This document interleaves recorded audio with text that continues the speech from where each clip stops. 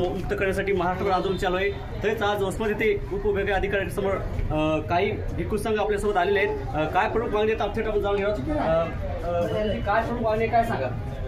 जय भीम नमो बुद्धाय। आमची मागणी एकच आहे की कायदा 1949 हा कायदा रद्द झाला पाहिजे। ज्या ठिकाणी भगवान बुद्धांना ज्ञानाची प्राप्ती झाली ते ठिकाण आज पूर्णतः ब्राह्मणांच्या ताब्यात आहे।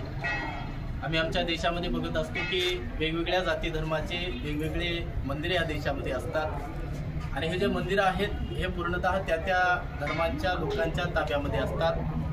हिंदूंचं मंदिर हे हिंदूंच्या ताब्यात असते, मुस्लिमांचं जे दर्गा असते हे मुस्लिमांच्या ताब्यात असते। परंतु त्या देशामध्ये एक असं ठिकाण आहे ज्या ठिकाणी भगवान बुद्धांना ज्ञानाची प्राप्ती झाली आणि ते भगवान बुद्धाचं ज्ञानाचं प्राप्तीचं जे ठिकाण आहे बुद्धगया महाविहार, हे जे विहार आहे आज ब्राह्मणांच्या ताब्यात आहे।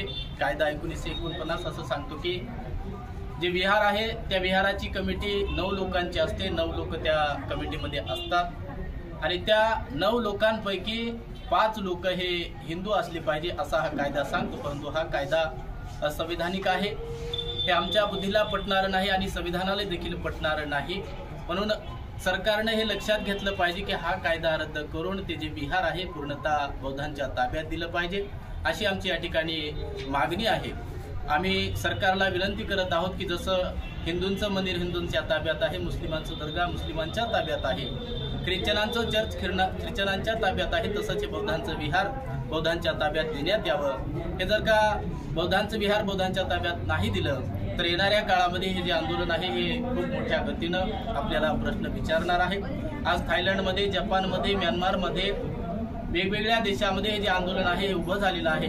येणाऱ्या काळामध्ये भारत सरकारला हे जे वेगवेगळ्या देशामधून आमचे बौद्धांचे लोक असतात हे लोक आपल्याला प्रश्न विचारणार आहेत, त्यांच्या प्रश्नांना तुम्हाला सामोरं जावं लागणार आहे।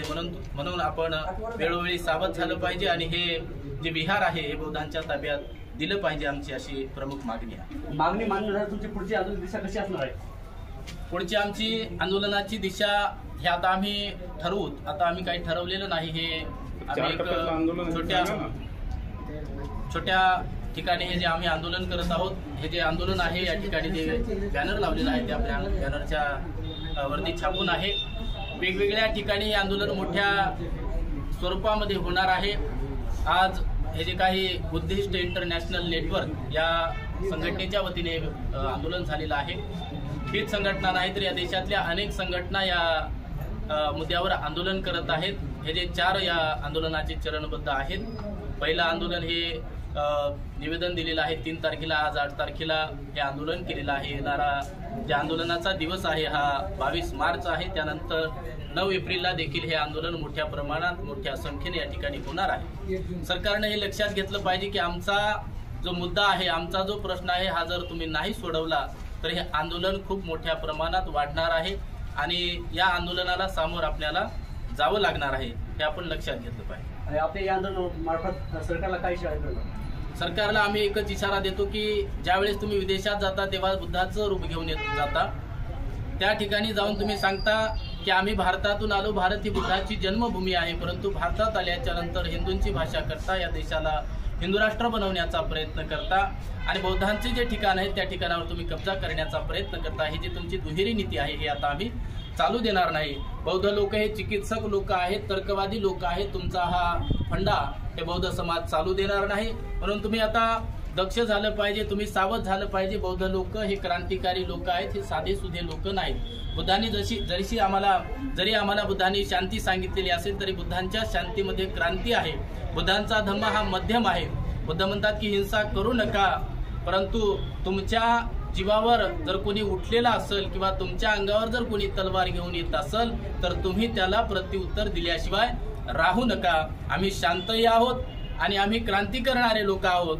वेळोवेळी जर आम्हाला शस्त्र उचलण्याची जरी गरज पडली, आमचे मोठमोठे भंतेजी बौद्धगया विहाराहून सांगतात, या आंदोलनाच्या माध्यमातून सांगतात की आमचा आता जीव गेला तरी हरकत नाही, परंतु महाविहार महाबोधी विहार हे आम्ही आमच्या ताब्यात घेणारच। आजच्या ठिकाणी आपल्या बौद्ध बांधव एकत्रित करण्यासाठी काय आवाहन करणार? आमच्या बौद्ध बांधवांना मी सांगू शकतो की खोद डाली सारी भारत भूमी, ना राम मिला ना कृष्ण मिला, खोद डाली सारी भारत भूमि, ना राम मिला ना कृष्ण मिला, मिला तो सिर्फ बुद्ध मिला। अरे जागो बौद्धो जरा उठ कर देखो, पहचानो इन पाखंडियों का खेल, क्यों करते हो तुम घर घर में मेल। ये मनवादी ये पाखंडी डरता है हमसे, फिर भी हम आगे नहीं बढ़ते। भीम ने दिया जो बुद्ध हमें, हम उसे क्यों नाही स्वीकारते। या बुद्धाला आम्हाला स्वीकारावं लागणार आहे। आज घडीला आमच्या विरोधकांनी हा बुद्ध स्वीकारलेला आहे। मी मगाशी सांगितलं की ज्या लोकांनी बुद्धाचा विरोध केला, बुद्धाचा धम्म थांबवण्यासाठी प्रयत्न केला, आमच्या बौद्ध भिक्खूंच्या कत्तली केल्या, आमच्या बौद्ध भिक्खूंचे मुंडके छाटले, तेच आमचे विरोधक आज बुद्धावर कब्जा करू पाहत आहेत। म्हणून बौद्धांनी सावध झालं पाहिजे। येणारा काळ आमच्यासाठी भयंकर आहे। हा बुद्ध जर आमच्यापासून हिसकावून लोकांनी घेतला तर आमचं काही खरं नाही। म्हणून हा बुद्धाचा धम्म टिकवून ठेवण्याचा आम्ही सर्व बौद्ध लोकांनी प्रयत्न केला पाहिजे। सर्व बौद्धांना माझं आव्हान आहे की येणाऱ्या काळामध्ये आम्हाला हे आंदोलन मोठ्या गतीनं पुढे न्यायचं आहे, हे आंदोलन आम्हाला सक्सेस करायचं आहे। तेव्हा आपण सर्वांनी जास्तीत जास्त संख्येने या आंदोलनामध्ये सहभागी आपला परिचय काय सांगा? मी बनते सच्चित बोधी, जवळा बाजार या ठिकाणी मी राहत असतो। जवळा बाजार येथील गुंडा एक गाव आहे, त्या गुंडा गावामध्ये आम्हाला 3 गुंठे जमीन मिळालेली आहे। त्या 3 गुंठे जमिनीमध्ये आम्ही बौद्धांना प्रशिक्षित करण्यासाठी एक राजगृह बौद्ध धम्म प्रशिक्षण केंद्र उभारत आहोत। येणाऱ्या काळामध्ये आमचा समाज प्रशिक्षित झाला पाहिजे, आमच्या समाजाला बुद्धाचा धम्म कळाला पाहिजे। बुद्धाविषयी जे लोक खोडसाळ विचारधारा मांडतात किंवा जे लोक आज बुद्ध हा विष्णूचा नवा अवतार आहे असं सांगण्याचा प्रयत्न करतात, जेव्हा हे लोक हे असं आम्हाला उलटं तिलटं सांगण्याचा प्रयत्न करतील, तेव्हा आम्ही सतर्क होण्यासाठी, आम्ही समजून घेण्यासाठी बौद्ध धर्माच्या प्रचार आणि प्रसारासाठी किंवा प्रशिक्षणासाठी आम्ही ते केंद्र उभं करत आहोत। त्या ठिकाणी काम सुद्धा चालू आहे। तर हे होते भंतेजी। याकडे प्रशासन सरकार कितपर्यंत न्याय देईल हे पाहणे महत्वाचं आहे। पाहत राहा समृद्धी मराठी न्यूज नेटवर्क। मी सुमित बस्के, वसमतवरून हिंगोली।